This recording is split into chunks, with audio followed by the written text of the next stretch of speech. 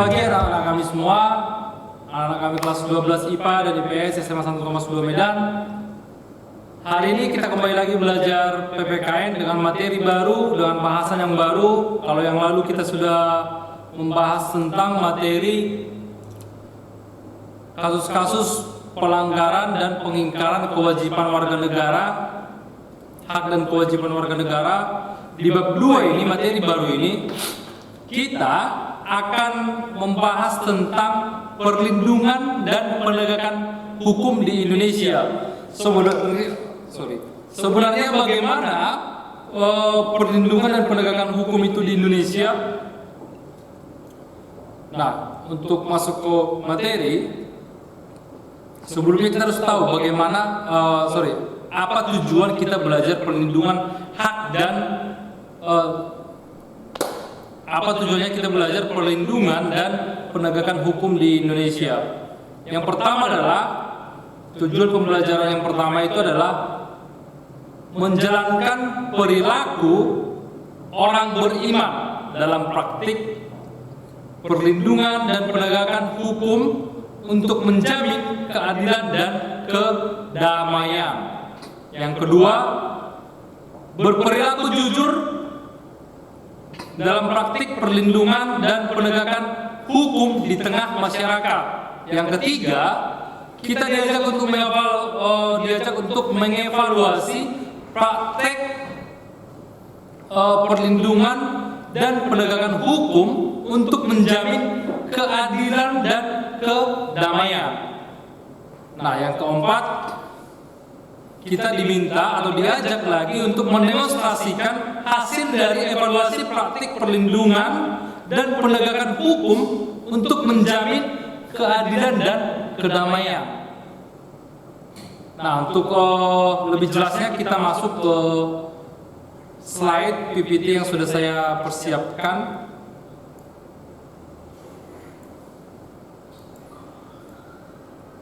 Nah, ini dia tujuan pembelajarannya tadi. Lalu kita lihat dulu gambar yang ada di slide ini.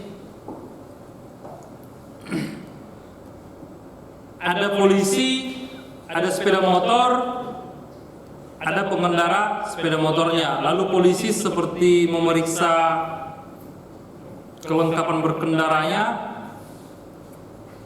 Nah, dari gambar ini kira-kira apa yang sedang mereka lakukan? Antara polisi dan pengendara motor ini, mereka sedang ngapain? Razia kah? Atau sedang kong kali kong kah? Atau apalah yang mereka kerjakan di gambar ini? Coba kamu telaah dulu, kamu perhatikan dulu gambar ini. Setelah kamu perhatikan gambar ini, kita masuk ke pengertian hukum. Yang pertama, sebelum kita lihat bagaimana perlindungan dan penegakan hukum itu, kita harus tahu dulu apa hukum itu. Kalau menurut seorang ahli, hukum itu sebelum masuk ke perlindungan dan penegakan hukumnya, kita harus tahu dulu apa arti atau pengertian hukum itu. Kita ambil contoh yang diberikan atau pendapat beberapa ahli saja ya. Kalau menurut Immanuel Kant, hukum itu adalah keseluruhan syarat yang dengan ini kehendak bebas dari orang yang satu dapat menyesuaikan diri dari kehendak bebas dari orang lain menurut peraturan hukum tentang kemerdekaan. Memang sedikit agak ribet bahasanya dan sangat sulit memang dimengerti, dan seperti itulah biasanya bahasa hukum. Tapi kita lihat pendapat ahli yang lain. Oke, secara umum hukum itu diartikan sebagai peraturan dalam kemasyarakatan yang mempunyai sifat mengatur. Jadi sifat hukum itu mengatur dan memaksa setiap orang yang ada di dalamnya untuk mengikutinya. Jadi hukum yang dibuat, peraturan yang dibuat itu mau tidak mau harus diikuti oleh orang di mana tempat hukum itu diberlakukan. Lalu selanjutnya katanya hukum itu merupakan peraturan dalam kemasyarakatan yang mempunyai sifat mengatur dan memaksa setiap orang di dalamnya untuk mengikutinya, sama seperti yang tadi. Nah, lalu bagaimana sesuatu itu, satu peraturan itu bisa dikatakan hukum? Kita lihat bagaimana sesuatu itu bisa dikatakan sebagai hukum atau memiliki syarat dikatakan sebagai satu hukum. Ciri-ciri yang pertama itu ada perintah di dalamnya atau larangan. Yang kedua, perintah atau larangan itu harus dipatuhi dan ditaati oleh setiap orang. Maka setiap orang wajib menjalankan hukum di mana hukum itu diberlakukan. Jika hukum itu sengaja dilanggar atau kaidah itu sengaja dilanggar, aturan yang dibuat itu sengaja dilanggar, maka akan ada sanksi berupa hukuman, sanksi yang tegas dari pelanggaran hukum yang diberlakukan itu. Ada sanksinya setiap pelanggaran. Makanya di sekolah kita juga sama halnya seperti itu, tidak jauh beda dengan apa yang dilaksanakan di sekolah. Ketika aturan yang diberlakukan di sekolah kita langgar, maka akan ada sanksi. Contohnya ketika sekolah telah memberlakukan siswa dilarang untuk mengikuti komunitas atau bergaul dengan komunitas yang dilarang oleh sekolah, yang dianggap tidak baik, dan kamu melanggarnya, kamu bergabung ke sana, kamu ikut ke sana, maka kamu akan mendapatkan sanksi. Maka tidak usah heran ketika ada tiba-tiba teman kalian harus pindah atau menyelesaikan sekolahnya lebih cepat di San Thomas II karena mereka melanggar aturan yang telah disepakati. Dan yang paling penting adalah, kalau tidak usah jauh-jauh, kita ambil contohnya di sekolah tadi, setiap perjanjian yang dibubuhi materai, kalau sekarang materai paling besar itu kan 6.000. Perjanjian yang dibubuhi materai dan ditandatangani itu memiliki kekuatan hukum. Jadi hati-hati ketika kalian menandatangani satu perjanjian yang bermaterai, kalian harus baca baik-baik apa isi perjanjiannya. Jangan sampai merugikan kalian setelah perjanjian itu dibuat. Kira-kira seperti itu dia. Oke, saya harap bisa dipahami ya, bisa dimengerti ya. Nah, lalu setelah hukum dibuat, kita sudah tahu bagaimana ciri-ciri hukum itu. Lalu untuk apa hukum itu dibuat? Diperjelas lagi bagaimana, untuk apa hukum itu dibuat? Kira-kira apa tujuannya? Tujuan hukum itu dibuat adalah mengatur pergaulan hidup manusia secara damai. Bagaimana manusia, bagaimana masyarakat, bagaimana warga negara itu bisa hidup dengan damai, bisa hidup secara berdampingan tanpa ada konflik atau keributan atau apapun itu. Oke, kira-kira itulah garis besarnya. Bagaimana hukum itu bisa mengatur pergaulan hidup manusia, pergaulan hidup warga negara, pergaulan hidup masyarakat. Itulah tujuan sejatinya, tujuan dari hukum itu dibuat. Nah, Indonesia adalah negara hukum.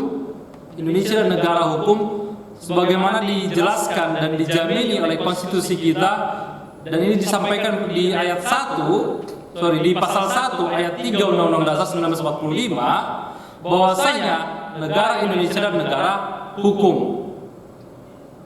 Dan dikuatkan lagi di pasal 27 dikatakan bahwasanya semua warga negara bersamaan kedudukannya di mata hukum.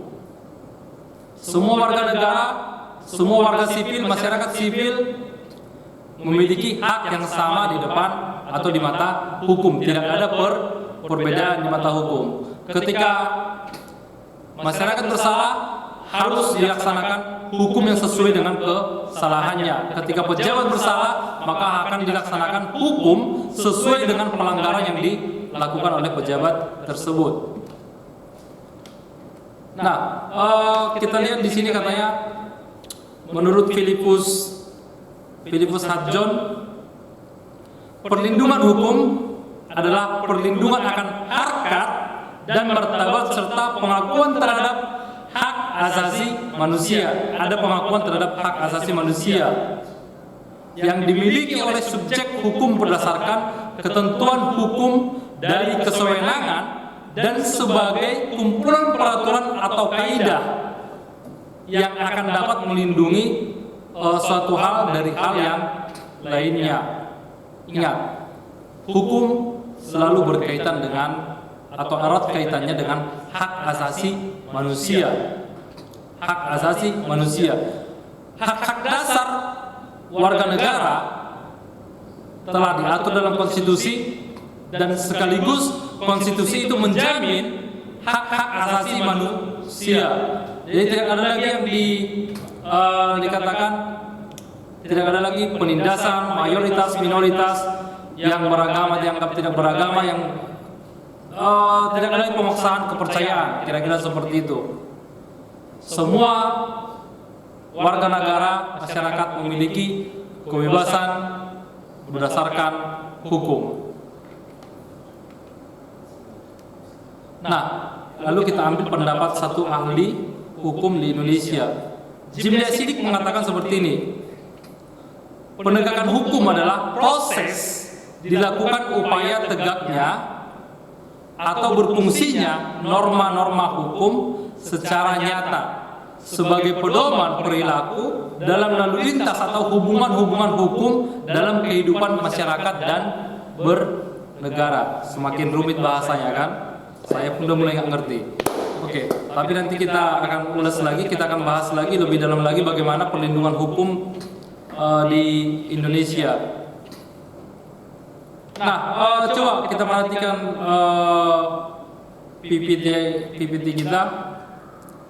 Di Indonesia, salah satu contoh perlindungan hukum adalah perlindungan hukum terhadap konsumen yang diatur dalam Undang-Undang Nomor 8 Tahun 1999 tentang Undang-Undang Perlindungan Konsumen.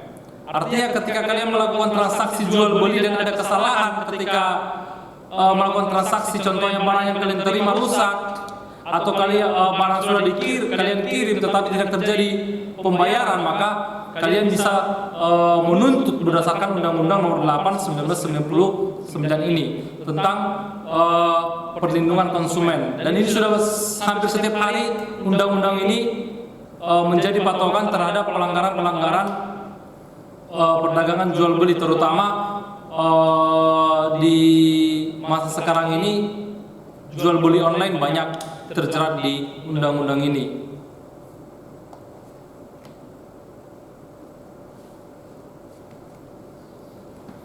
Oke. Penegakan hukum dapat dipahami pula sebagai sebuah tindakan yang tujuannya agar hukum dapat berfungsi sebagaimana mestinya. Hukum itu berjalan sebagaimana harusnya, tidak ada neko-neko di dalam hukum itu. Nah, lalu apabila perlindungan dan penegakan hukum itu dilaksanakan dengan baik, konsekuensinya apa? Yang pasti konsekuensinya yang baik-baik pula. Yang pertama contohnya ada supremasi hukum, tercipta supremasi hukum, artinya ada hukum itu ditegakkan seadil-adilnya dan setegak-tegaknya. Lalu yang kedua, ada keadilan dalam masyarakat. Lalu yang ketiga, menjamin masyarakat yang tertib dan damai. Nah, hal itulah yang terjadi apabila terjadi perlindungan dan penegakan hukum yang baik di negara kita. Nah, sampai di sini dulu pertemuan kita hari ini. Kita akan lanjutkan materi yang lebih menarik nanti minggu depan. Yang pastinya sebelum kita lanjut ke materi, kita akan diskusikan dulu bagian A kita ini. Kita akan diskusikan dulu tentang hukum ini, bagaimana seharusnya dan bagaimana sebenarnya hukum yang terjadi atau hukum yang ada di Indonesia. Oke? Selamat pagi, selamat siang, selamat malam, kapanpun kalian menonton video ini. Ingat, dimanapun kalian menggunakan media sosial atau media sosial apapun yang kalian pergunakan, ingat tetap tinggalkan jejak digital positif di media sosial. Jangan sampai itu menjadi jerat untuk kalian di kemudian hari. Sampai jumpa minggu depan di video selanjutnya.